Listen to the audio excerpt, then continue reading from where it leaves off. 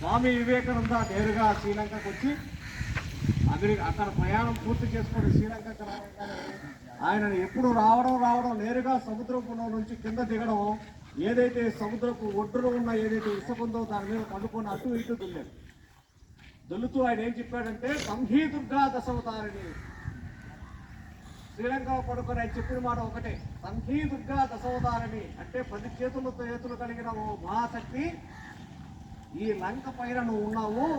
నేను నా శరీరం బయటకు వెళ్ళడం వల్ల మలినం పాలైంది, మనసు పరిశుభ్రంగా ఉన్నప్పటికీ శరీరం మలినం పాలైంది. కాబట్టి నేను నా తల్లి ఒడిలో పడుకొని కొంతసేపు నేను దొల్లడం వల్ల ఆ మలినం పూర్తిగా పోతుంది. దానివల్ల నేను ఒక నూతన ఉత్తేజకరమైన వ్యక్తిగా తయారవుతాను. ఆ శక్తితో ఈ యూతులంతా కూడా మేలుకొలుపుతాను అని చెప్పిన ఏకైక గొప్ప వ్యక్తి స్వామి వివేకానంద.